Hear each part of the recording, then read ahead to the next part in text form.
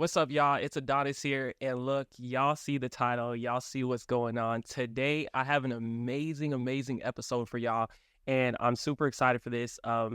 This person, I've been watching him on Instagram, right? This man has been going at it, teaching, helping other creatives in the business, and really trying to inspire people and push people to the next level. And I'm excited to introduce you guys to James. What's up? What's Good, up, bro. man? Appreciate you having me, bro. How you been? Good, man. Welcome on.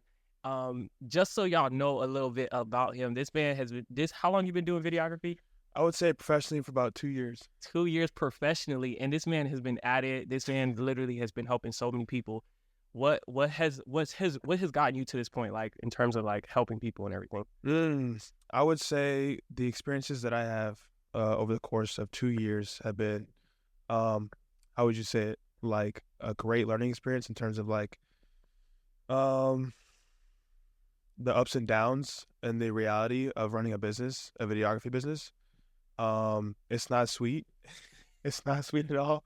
It's not easy. No one's gonna tell you that though. It's like all people think it's like rainbows. It's not rainbows at all. Dealing with like red flag clients. Sometimes you don't get paid, or you don't get paid on time. People don't respect your budget or time at all.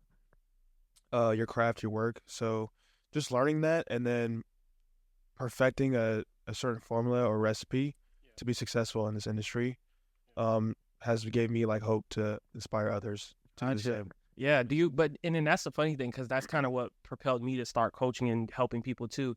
But do you feel like there were role models in your process that actually, like, leaders who actually kept it real raw with the truth? Oh yeah, there's like a few of them. I gotta think on top of my head though. Yeah. Oh my gosh, let me think. It's not a lot of them. That's why. I never. Let me think, bro. Yeah. There's a few of them. Yeah.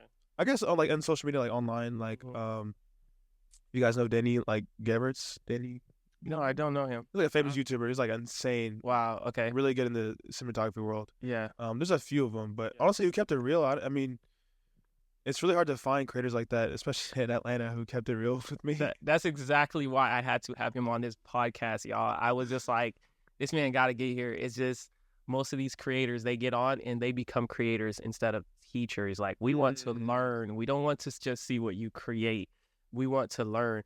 And how long you been doing it in the Atlanta area, though? Atlanta area, yeah, like 2 years. Wow. 2-3 years, yeah. Gotcha. Like I didn't start like making a like livable wage until like 2 years ago. What changed? What clicked for you where you said, okay, I gotta make some money. It can't just be fun and passion no more. Like what clicked? What clicked for you? Restriction. So I hate being restricted, especially in life. Like I always tell my girlfriend, like this is your life. Like this is your life. Like it's insane to think about. Like you only get one chance. Yeah. And money is very, very powerful. That doesn't mean that it takes over my entire life, because God is number one always. Fact, yeah. But you can't really do anything without income. If you really think about it, like you can't buy a camera without income. You can't eat food without income. So you can't live without income. So once I learned that, I was like, I need to start getting this bag. And I be trying to tell creators and creatives that you can say how you're so passionate about photography, you're so passionate about film, but you're probably more passionate about taking your girl to Dubai, taking taking care of her. You feel me? Buying her presents. My love language is acts of service. Come on. Yeah, like you're probably more passionate about allowing her to freely live her life. You're probably more passionate about traveling. Exactly, making other people happy. Yeah, and it's like, until we realized that, and that was the same epiphany I had in this business, was I was like, oh, I'm so passionate, but I'm still living in my dad's house at 23. Go on. Maybe passion isn't enough for this. Maybe. Yeah. And then another thing, I think people, what do you think about this line? Because some creators love saying this. Yeah. My work will speak for itself. Ooh. I mean, it can go two ways. Mm-hmm. Your work will speak for itself. Yep. But you still need to build connections and meet the right people. And then customer service is huge. And then what I teach people is the business aspect. So the business side is what is the most important thing, like for a creative. Yeah. If you don't understand the business, then you're just gonna get ran over. And despite how well your work is, it doesn't matter. It's not gonna matter at all. Like you can be the best creator, but if you don't have marketing or have great customer service, then it's a wrap. Like you're not gonna get anything going your way. I feel like you'll get somewhere for just a little bit, yeah, and then until every month you're check to check, yep, job to job. remittance. Yo, we're talking from real trauma right now, y'all. We're really, I'm my mission, y'all, is to avoid y'all from dealing with this. Like, or if y'all dealing with this now, y'all don't have to do so many years dealing with it. I tolerated stuff like this for what, like the first 3-4 years in this game. And then it finally clicked to me like 4 years ago. I said, whoa. That's the mission. I really want, I feel like so many creators are being driven by their passion, and then the business aspect just falls so short. It falls so short every single time. But I will say, so one thing for that, passion is still like, much needed. So I actually do passion projects now. That's good. So after, you do a lot of creative work and things like that and make your money, you need to dive back into passion projects, because that's what I tell people, it keeps me sane. Like it keeps me hungry to do the next project. And it also allows me to do, full creative control, which I love. I love being, fully in control of my creative ability, and then displaying that. Because that's what got me like bookings. Yeah. So I'll do client work, and then I'll do a passion project. That balance. And that passion project is what is the true me. Yeah. People get to see that, and they're like, okay, I want to book with him because this guy's a, different eye than what you usually see on like social media and stuff like that. Yeah, and it's that balance, because you're right. Like some client calls I get, they say like, Adonis, I'm just trusting you to figure it out for me. I'm not about to be shopping for no photographer all day. You have to look. You did this type of project, and I was so in love with it. I want to do something similar for my brand, but can you do this? What can you do? And they're in love with your eye, with what you see, how you create. So you're right. It's that nice balance. You can't overdo one, just locking on just passion, and you also can't just get so stuck on the business that you forget what made you fall in love with the business in the first place. Because that's another thing that happened. You get caught up. I've definitely been there where I got so caught up in the money aspect that I literally I would go to jobs with no heart. Like, you feel me? Like, you just go to job without like the excitement of, OMG, I'm about to create something else. You need a check. Yeah. It's just like, I'm about to catch a bag. Like, oh my gosh, I'm excited. Like, and that's all you're looking forward to. So having that nice balance is everything. So what kind of cameras you shoot with now? Like, what are you shooting? Yeah, so my very first camera was a Sony A7 III. So it's a great like photography camera and video camera. Yeah. And then I've upgraded to a Sony A7S III, which I absolutely love, which is honestly like my main camera now. The 4K 120 is what really got me. Like, no, that 4K 120 is insane. Yeah, I love slow motion. If you see some of my work, it's like a lot of slow motion, speed ramps, things like that. The speed ramps he be doing, y'all got to check his. Obviously, his Instagram will be in the description below, but this man be going crazy with the edit. Appreciate that. And then I recently bought a red camera, and honestly, I love it. Like, it's the best camera I've ever bought in my entire life. Like, you got a red camera? Yeah, I would sleep on it. I was like, red camera, like, what is that? Like, it's nothing crazy for real. And then a lot of like other creators like, yo, you should cop it. Like, it's so good. The color, the dynamic range is insane. Quality is crazy. I was like, because I actually bought a FX9 like before that. Yeah. Okay. And it's better, and you prefer the red over. Oh, most definitely. Yeah. FX9 was, every camera I bought has bought itself back. That's the goal. Yeah. It's paid off. It was an investment already. Yeah. The FX9 did not. So Sony A7 III bought itself, or Sony A7S III bought itself just paid like a month. Oh my gosh, crazy. And then I bought the FX9, and not like I didn't get booked, but like, I just never used it. For me, it was too heavy, and the workflow didn't align with mine. Yeah. So I sold it and got the red camera, and then absolutely loved it. So it was great. And yeah, a lot of people have told me to to cop one, and I just never like really believed in it until I saw some of the work that it's been producing, and so I just had to give it a chance. It's fire. Like, oh my gosh. Like, I'll be in the middle of a shoot and just like look at the quality. I'm like, this is crazy. And you got to keep it cool because you're on the job. You're like, it's so good. They're going to think I'm new to this. I'm not. It's so good. Like, I would recommend, investing into one. For That's sure. Crazy. And what do you have to have your separate lens for? What kind of lens do you shoot with it? Yeah, so I had to get it's like, so the mount for the camera is Canon RF. Okay. But I use PL mount lenses. Okay. So you have to get like an adapter. Gotcha. Okay, that's Great dope. That's though. dope. I've been shooting with a A7R5, y'all, and y'all. Fire. I do photography. I initially had a Canon EOS R5, and the only reason I switched was because the lenses for Sony the prices are so good.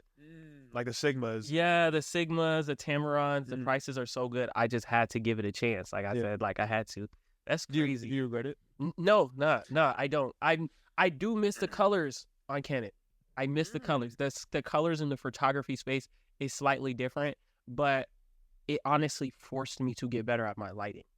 It forced me, it pushed me to get better at my lighting. To achieve that look that you... Yeah, so it's like a hit or miss. Like I feel like it was definitely an adjustment, but I'm fine with it now, especially because I do more video, I do more content creation, so it all played out. It's a blessing. Yeah, but what about you? Like with content, you've been like on your personal brand. Let's talk about that. What are you doing in your personal brand? Where your head is at with that? I don't even know, to be honest. I'm just trying to inspire the people to break norms. So breaking norms is a big thing for me.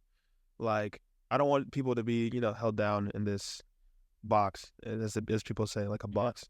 I want people to create, what they believe they should be creating, and then however you want to do that or however you want to achieve that, like, just go straight head on with it. Like, I've been told, like, a lot of people have told me, like, you can't do certain things, or you can't, like, there's the true route to do something like this. You have to go this way, or you be, successful or achieve something.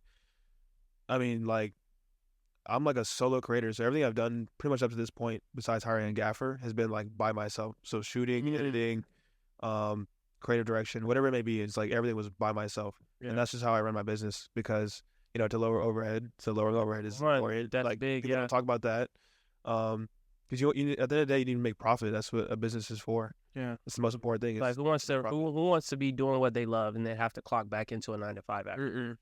And then, it's funny you say that. So I actually quit.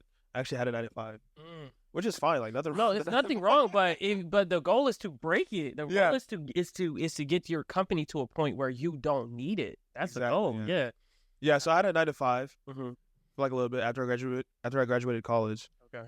And then it was just for like stable income. Facts. Yeah. Because business is like, it can be random. Yeah. So I'm always thinking reality. I need to make sure I take care of myself. I got bills and I have a girlfriend, so nothing is cheap around here, and the economy is crazy. But so I had a 9-to-5, and then I had an amazing opportunity to work for someone in the videography space, and I was like, I'm gonna quit this job and then focus all my time for that and also other creative things. So that's where that content creation kind of came came to life, because I was like super busy before, and even now I'm still super busy. But content creation is a whole different thing. Like, it's very time consuming, and it's like I gotta shoot my own projects.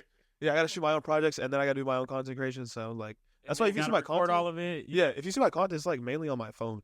Because I had to find something that worked for me. Yeah, and recording on my phone. Yeah, and that's another thing people don't understand. Like, when you're buying equipment or creating anything, whether it's content creation or your business, don't get so consumed, like you said, breaking the norm. Don't get so consumed with how everyone's doing it.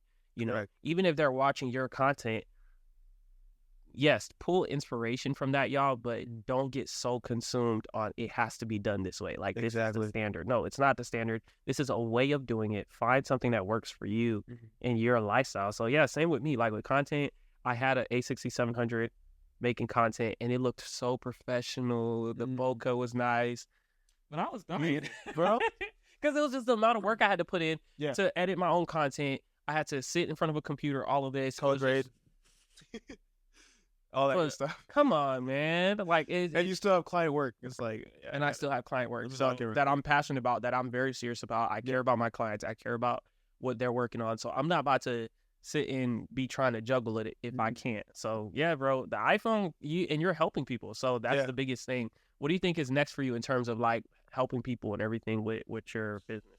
Like I told you this before, but the classes. So I'm gonna start giving out like exclusive classes, but really just like private, 4 to 5 people max, teaching them the start to finish of shooting a complete video. So from the start from like booking a client or reaching out to a client to the finish where I put my SD card in the computer and upload it to my editor and the final product, and then putting it on social media or delivering it to your client.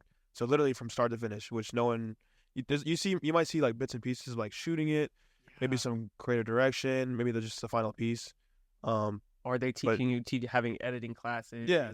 But that's just a piece. Like I don't think I really talked about this before, but the camera body is the brain. Your camera lens is the vision. I mean, not the vision. The camera lens is the eye, and whatever you goes on your SD card is like the memory, obviously, and that's what was being shot and recorded. You know, whatever was in front of your camera is being shot and recorded, and it's being put into a computer and then being uploaded into, you know, social media for everyone to see. But that entire process is so like fragile. Like you can mess a lot of things up just from before you even start shooting. Yeah. White balance is off. It's a wrap. For most cameras. Lighting, it's a wrap. It's a wrap. Camera settings, wrap. Yeah. Out of focus, wrap. And you didn't even start recording yet. Yeah. Let's say you get all those down and you start recording. Okay, well, did I record in 60 frames per second or 120 or 24 frames per second? Now everything looks choppy. Is my settings right? How you do it? Is your camera shaking? Yeah. Like, there's so much that goes into it. Yeah. Then, okay, let's say you got good footage. Let's put it in the editor. First of all, how do you travel with your SD card home? I know, right? Like, even up to that, because I've seen horror stories. I've seen photographers literally throwing their SD card in their wallet after a shoot. Are you serious? Yes, and I'm just like, I leave my camera. yeah, like, what are you doing, bro? Like, what are we doing? So you're right. It's the start to finish. Yeah, start to finish. Putting the SD card, or when do you put your SD card in your camera? I mean, sorry, in your not in lens. That's good. In your computer. Yeah, for me, immediately. Really? I'm not going to bed unless I see it. Yeah. Unless I see it uploaded to the computer and I know my backup system is going. My cloud backup is correct in full action. Basically, like I'll usually shoot, and then sometimes I'll do like semi edits, which is insane. But I'll come home, I'll shoot, come home, and then put the SD card into the computer, and then I'll like immediately look at the footage, go in and like put like a LUT over it just to make sure my lighting was good, the colors look good, and then I'll probably start cutting it up from there. But yeah, like when you put your SD card in the computer, and then you upload it to your timeline. What's your timeline looking like? Are you editing in 24 frames per second? Are you editing in 60 frames per second? How are you color grading? Do you have like adjustment layers? Like there's a lot that goes into it that can ruin the footage up until the point it gets uploaded and sent to the client. And even how you send the photo, how you send the final video to the client, all of that matters. You send it through the wrong platform, you use a bad platform. It's blurry, like that's messing up your quality and everything. It's crazy. And you're looking, I got stories. Right? Yeah, start to finish. That's crazy. You want it to be quality from start to finish. Yeah.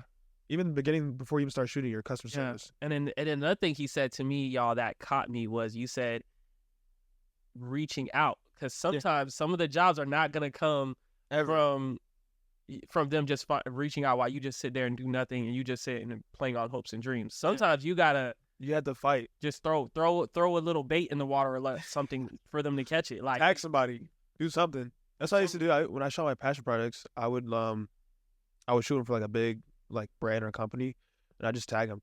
And I think about 4 big companies have actually like commented on the Instagram post, like saw the video, commented and said it was fire. Like that's just a step in the right direction. And then I mean, knowledge is power, but a lot of people would see like my Instagram page and be like, yo, like you shot for Ivy Liquid. And I was like, I mean, not really, but people will kind of just see that as like, yo, he shot Ivy Liquid. Let me book with him. Like he's serious. And that's crazy because that right there like boosts up your credentials because right in there, even though they may not ask, but they say, yeah, I seen the work you did for Coca-Cola. Yeah. I mean, hey. Technically. Hey, they saw it though. Technically, I did do the work for Coca-Cola. Did they pay me? Did they ask me to do it? No, but that's not the point. I did it. You saw it. You saw Coca-Cola commenting on my video. Correct. And my work is quality. That's all that matters. I can do it for you. Dang. Y'all, if y'all not taking notes, this is crazy. So these businesses, these huge corporate companies, be in your comments saying, yo, this was great. This was like a few of them. I would say like Ivy Liquid, Olipop, if you heard of them. I've heard of them. Adidas was up in there. I'm trying to think. There's a few other ones, but it's been crazy though. Like I was very surprised. I was like, yo, I'll just show my girlfriend like, yo, like. And that's all it takes. If it happens a few times, eventually a bigger company who's at their level, who's at that league, is going to say, well, they worked with him. We might as well give him a chance. Yeah, let's do some work. Like it's crazy. And then that's the thing though. So I guess no one talks about it either. When you start working with like a bigger brand or client, do you change who you are as a person? Do you like? It's insane. Like the thought process that goes into it when you get booked by someone who's big. And the biggest thing for me is I try to keep true to myself. Like what got me here. Yeah. Yeah. I'm doing the same thing for them like I did same thing for everyone else. And you don't treat any client differently. Yeah. It doesn't matter who they are or their budget. You treat everyone the same, professional, high quality customer service, things like that. It doesn't matter who they are. So Because that's the thing. At the end of the day, we're humans, and we thrive off of repetition of what we do. So if you have a reputation and a consistency of treating clients well, it doesn't matter who they are. That consistency is going to remain. But if you have a consistency, if you have a habit of mishandling clients or picking and choosing who you're going to treat right and who you're not going to treat right, people talk. Yeah. How many don't work with clients, him. Yeah. How many clients this year can you say you've probably gotten from just referrals, from just clients saying work with him? I'm gonna say like 90%, which actually is insane. Now I think about it. Y'all heard that? Like That's what I'm 90%. saying. These clients be talking. Yeah, and big clients too. So if you work with big people, like big people refer you to big people. Yeah. So it's like, Because they care about their other mogul friend, their other big company friend. and they trust you. They're like, they don't want their big company friend to go through anything if they know there's this great videographer named James who did a phenomenal job from start to finish, right? They don't want to even gamble it. Why gamble and try someone else? Exactly. And they're loyal too, which is good. Yeah. Like they're loyal, they'll take care of you. And as long as you take care of them, they'll take care of you. So yeah, that's the same. Like I had some clients this year, and I was showing my students in my coaching program last week. Some clients this year alone, like I've probably made like a good 20,000-30,000 of my money from clients who just coming back. Reoccurring clients. Block, yes, spinning the block or sending friends over, sending family over. They know they have to come back. Oh yeah, so gots to. Ooh. And then the market too. Like what market are you in? A lot of people told me that too. Like, hey, stick to one niche and only shoot this niche. That's how you make money. If you look at my page, I don't know what I'm shooting. It's whoever has a budget. That's the first. People ask me what's going on. I say, what's the budget? That's all that matters is the budget, because that's what allows me to see where you're at and how serious you are. Yeah. And getting this video done. So, but yeah, how much do you need it? Because if you don't need it, your budget for a video shoot is $400. Your budget's $400. If you don't need it, if you just want some little lifestyle content, your budget's $300. But if you know your business relies on it, your business is making hundreds of thousands of dollars a month, and everything weighs on it, the budget is completely different. It's a whole different ballgame. Yeah. I forgot what I was gonna say that. I was gonna talk about something. I think you were talking about niche. Yes. So yeah, if you look at my page, like it's like a bunch of crazy. Like it could be anything from dancing to product videos to modeling videos to behind the scenes. And this man's at sports games. Like sports games, like whatever it may be. Like it doesn't even matter, and it's nice though because from shooting all of those niches, you learn so much. Yeah. I learned so much just as a person and as a videographer. Yeah. Like what people go through, so the empathetic piece, like they're like cooking or something like that, or whatever it is. I'm like learning something on set and also shooting the video, and then using my own style and flavor to shoot that video too. Like a cooking video is gonna look like a music video at the end of the day. Literally, yeah. It's gonna be fire. Like, it's and crazy. I think another thing too, I feel like sometimes the niche is not necessarily what type of. I said this to my students too. It's not necessarily what type of shoots I do. So my niche is the type of person I like to work with. It's not a style of work. No, it's a type of person. If it's a high end person who's a high earner, they run a really big corporation business, and let's say they have a really popular beauty brand, they need me for the shoot, I'm there. If she hits me up the following week and says she needs maternity pictures, I'm there. If the following week she says, okay, she has a really a way bigger job and she need product photos, I'm there. Even if I have to get someone else involved to help me, I'm there. You're gonna make it happen. I'll make it happen, because for me, my niche is not a style of work like, oh, I only do videography for this, or no, it's a type of person. Yeah. So for you, it's that as long as you have the budget and you have a vision, we're gonna make some shake. Wait, do you have a base price? Huh? Do you have a base price? Yep. I have a base price for photo. For photo, I won't do anything under like $400, depending on what it is. Or if it's like a really 30-minute session, I'll probably do it for like $250. And then video wise, I won't do anything under $800. Yeah, I won't do it. That's good. Yeah, I won't do it, because for me, I already hate video. I'm not I'm not a huge fan, because I have real bad ADHD. Sitting in front of a computer working on a video project is not me. Really? No. It's like so fun. See, that's what I'm saying. It's a formula. It's crazy because my best friend who lives in Florida, that's how he loves it. He loves the editing. So for me, I'll do it. I'll do small projects and stuff. But once the bigger projects come in, I'll still take them again because it's not about the project. It's about the client. If it's the right client, I'm taking it. If they hit me up for a video project and I know I may need help or want my friends to step in, I just hire my friends out. Oh yeah. Quickly. I'm quick to call them and be like, yo, I have a friend named Bacon. I have my best friend in Florida. I call them. His name's Carl. I'll call them real quick and be like, yo, I need you to take care of this for me. Yeah. Yeah. That's awesome. Yeah. People you trust in the industry. Yeah. So that's big because the niche thing, people really try to box themselves in and say, yeah, oh, I only shoot music videos. Honestly, though, okay, there's two niches I would say that it's like really good to niche in. Yeah. Music videos and weddings.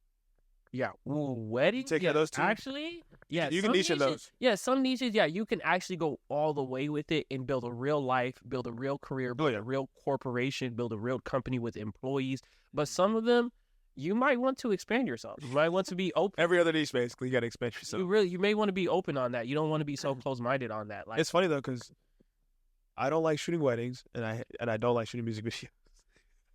I hate weddings so much. Okay, I'm kind of growing though. Like I actually am shooting a wedding next year, so that's gonna be fun. But it's like low maintenance. Yeah. Like I can shoot a wedding. Again, it's the person. If it's someone who's chill, real vibe, they don't need Let's do it. Crazy. I can shoot it because it's not about like I lack the skills and abilities. No, it's just certain things. It's a little high stress. Yeah. I'm not gonna lie, it's a little high stress. You got it. This is your one moment. If you don't get this kiss properly, yeah, you only have one chance. Like it's done. There's no. That's why I would do like engagement videos. Cool. Facts. Yeah. I can control it and I can make it look cinematic. Yeah. But yeah, you need me for your wedding. The budget's gonna have to be really high. Where that's what I do too. Like, I want to shoot outdoors like crazy. Yeah, if you want to pay that, then I guess I'll shoot the video. I'm sorry, y'all can quote me on this. Any wedding photography, I don't do anything under $3,500. I don't do anything. Why? Because I'm going to hire help. I'm gonna hire help immediately. So I'm not about to go shoot your wedding by myself. Yeah, and you got to pay other people to help you out too. Yeah, exactly. So, and I'm not gonna cut anybody short and tell them, "Oh, just come collab, come learn." No, it's not the time to learn. I'm paying you, so yeah, it's time to eat. Sheesh, let's go. Well, yeah, I'm super excited. Is there anything else you feel like you want to cover? You want to like drop knowledge, drop some gems on everybody? The niche one was good. The niche one was like the niche one? Yeah, that niche, bro. Because y'all got to check his workout. This man, he looked like he got his Instagram looks like he got ADHD all over it. It's just so fire, but everywhere from sports to cooking to traveling, this man is everywhere. So I love it. Quality. I guess another gem would be monthly retainers. How do you feel about monthly retainers? You know, I like them. It's the right client. I have to like you. So I'm not going to so for you, is it just a public option or is it like you approach certain clients with it? Everybody, I guess, that's a good point. It's a public option. That's one, because that's marketing. And then I do approach certain clients. It's the clients who, like you mentioned, like they're just continuously booking you out to that, like every week. And you're like, yo, just join the monthly package. Like now you have a set rate. You honestly probably save money. And then I am your videographer. Yeah, that's it. I'm your personal videographer. And people like that exclusivity. Yeah. Which is nice. Yeah. But I tell people that that's my bread and butter is like the secret recipe is monthly retainers. Yeah, it is. Especially I think for videographers because I feel like with photography, the money, they don't need quote unquote photos all the time. But video, they don't feel like filming off their phones. They don't feel like figuring out the settings. They don't feel like figuring out the lighting. Editing is a huge one too. They don't feel like editing. That's what CapCut is free and people still don't want to use it. Exactly. I actually formulated like a different business model than like a year ago. So a year ago it was like get as much monthly clients as I possibly can, and start elevating from there. Now it's like I had to cut off a bunch of monthly clients for certain monthly clients, like you mentioned, value and the people you work with. Yeah. And then that competitive advantage. So that's the biggest thing too. It's a competitive advantage. It's like, because everyone has a 4K camera. Everyone has G Masters. Everyone's loaded. Everybody. What's going to make you stand out? Yeah. And everybody can do Afterpay to get the cameras. Exactly. Exactly. But, like what makes you different? What makes you unique? And it doesn't have to be strictly your work. It could mean most times it's going to be your work, but the customer services helps me stand out, especially in Atlanta. I booked more things for my customer service alone and just me as a person than my work, if that makes sense, which is insane. So yeah, customer service is what makes me stand out, and then buying back people's time. So people pay me to buy back their own time because editing is a lot of work, shooting is a lot of work, but people will pay you to get their time back.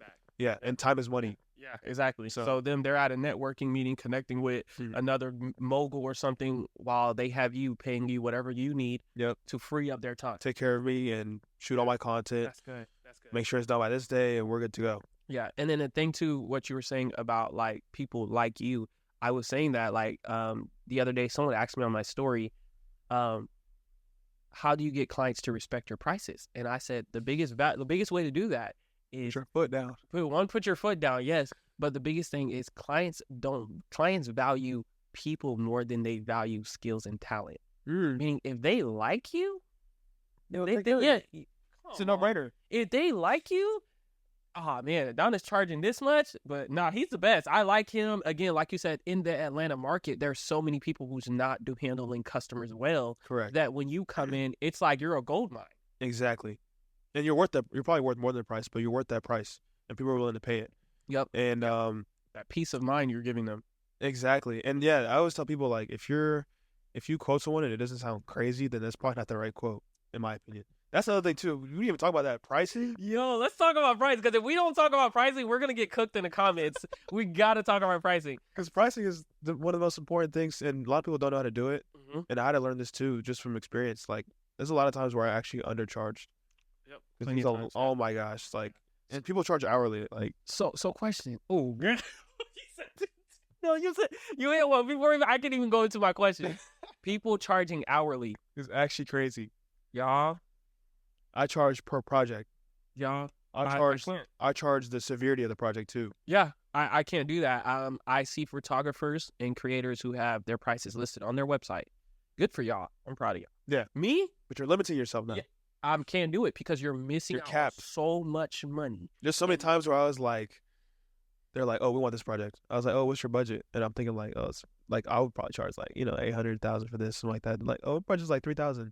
Shoot, it's $3,000.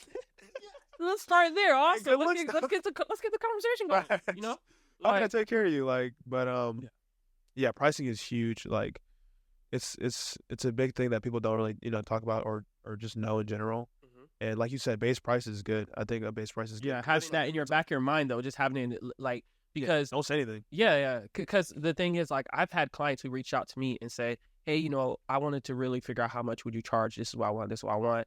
I try to, check out other photographers in the area, but I looked at their packages and they don't seem to have what I'm looking for. That means they only looked at the packages and said, because you don't have the package that makes sense to me, you can't help me. Exactly. When really, if they had probably just emailed that person, they would have learned more versus me. I don't have no packages. It's fill out this inquiry form. Yep. Let's get to talking. Yeah. I love that. This form, let's get to talking. Because then when I get to talking to you, and me, normally I used to think, okay, the market cap for a 2-hour project is $900. I used to think that for photography. Nope. Then I'm getting to 200. I'm getting a 2-hour project, right? 2-hour photography project. That's $2,500 for the same 2 hours. It's just the severity of the work, where the work is going to end up at, what magazine, where it's going to get published at, exactly, and how long they wanted the usage. Now I'm like, hold on, we're at $2,500 now. Yeah, severity is a big thing too. Like, no one talks about, like, if someone books you out a week in advance for, I don't know, a maternity shoot. Yeah. And then let's say you get another client who wants to book you tomorrow for a maternity shoot. This is very, very important. Like, my prices just tripled just from hearing that. Yep. Actually, I got booked on Thanksgiving. Not this Thanksgiving, last Thanksgiving. Yeah. And I was like, bro, I'm trying to eat with my family. Like, I got people to see. I'm trying to eat good. I'm trying to enjoy my, Thanksgiving. I was like, I got to charge, like, out the wazoo for this. Because I'm coming, to film their Thanksgiving. Which was still nice, it was a good experience. It was still great, but at the end of the day, this is severe to you, so work-life balance. Come on, we're gonna charge accordingly. Yeah, and then so videos is like a double combo. So people will charge like, oh, was it cool to charge, $400 for a video? I mean, depending on where you are in your stage of experience, sure, that might be good, but sometimes the labor. When I say labor, I mean just shooting it was $400. Now I gotta go back home and edit it. This is a whole different price point. I feel like because editing a YouTube video, a podcast video, is completely different from shooting like a 30-second reel. Facts. And then it's like, now how much equipment do I have to bring? Yep, audio involved. How much lighting. audio equipment I have to bring? How much lighting? How far is the shoot? How much camera angles y'all need? It gets so that's what I'm saying. But that's why I said, like, I'm not big on having just packages on my website. Fill out that form. Let's talk. Let's talk on the phone. That's crazy. So how long have you had your website for? I don't even use my website. I have my website for years, but my website is literally just a homepage of my portfolio and a contact page. Exactly. Just like a preface page. They can just see literally, that's it. See your work. It's nothing else there. And I only use it for my business card. Okay. But my actual Instagram, it's just a contact form because you already want to work with me. You laid it on my page. You seen it. You see it. You see the you see the work. You see the material.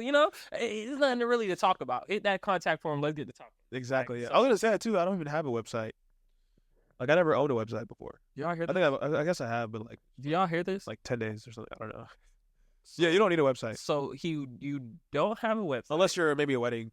Unless you do weddings or music videos, but I don't understand. So you don't have a website. Strictly what platform? Instagram. Strictly Instagram, and you're doing videography full time, and you still have enough time to do content and do whatever else you want. You also have a girlfriend, so that means you have to have a personal life. If you got a girl, shout out to Nadia. She saved me, bro. She saved me. Look, I didn't even talk about that. Look, man, work-life balance. Oh my gosh, I was accepting every shoot that came my way. Yeah, I was shooting every video. Yeah, 7 days a week. Yeah, barely left any time for her, and I was like. And she told me, she was like, hey, like, 'cause we have our talks. It's very important to talk to your partner. Yeah. Communication is very important. But she was like, yo, like, she calls me like I guess you said like a bot. Because you're just, like, when I get in the work mode, I'm like, locked in. Go back home, edit the video. Yeah. Get the client, invoice comes in. Yeah. I'm chilling. Let's go out to eat. Yeah. But that's not enough to sustain a healthy relationship. Yeah. So, I had to really buckle down, which honestly, I'm very optimistic. So I just turned that into like a business, how would you say it? Like a business formula. So I need more time at home, work-life balance, with my girlfriend, with my family. So I just, supply and demand. I just raise my prices. That's it. Now, if you book me, you gotta pay this much. Yeah. And that kind of actually opened up my time. Yeah. The scary part is that people, like, the demand didn't go down. People still had budgets to afford me, which is actually insane, especially in Atlanta. Yeah.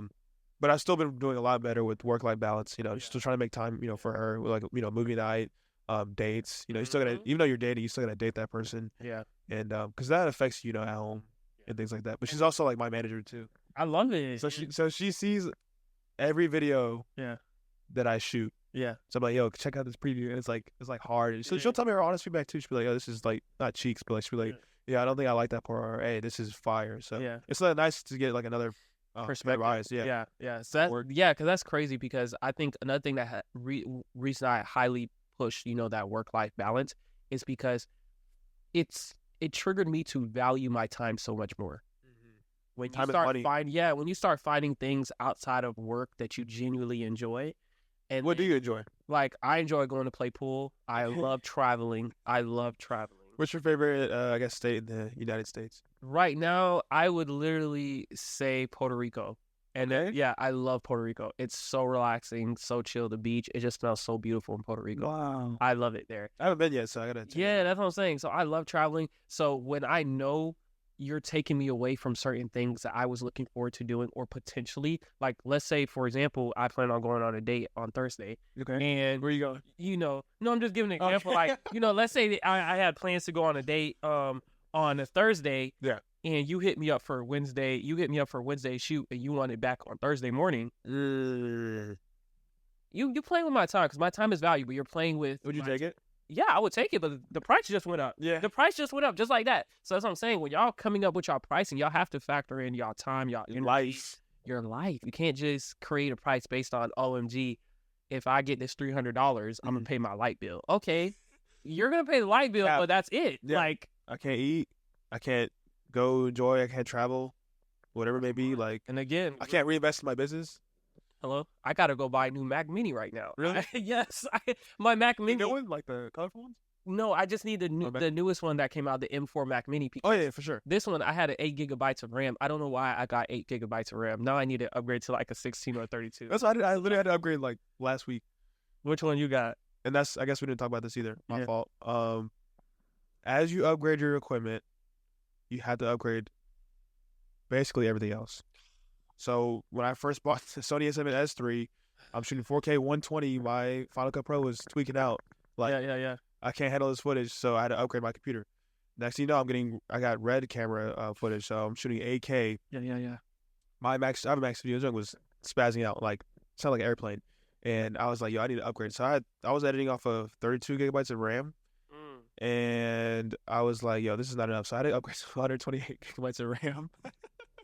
I bought that like last week. Yeah. What and which Mac did you get? Just like Max Studio. Okay, yeah. The little mini towers. Wow. But videos and photos is completely different. Yeah. For me, I should be fine. I should be fine. I'm gonna upgrade that one to like a 32 maybe. Yeah. Today or 32 tomorrow. and 4 should be straight. Yeah, I think I should be good. Yeah. But yeah, that's crazy. But yeah, like, y'all let us know what y'all think. Let us know what questions y'all have in the comments. I'll make sure he's in the YouTube video responding to y'all. And we'll see y'all on the next episode. And yeah, that's it. Y'all appreciate y'all tuning in. Appreciate it. Have a good one.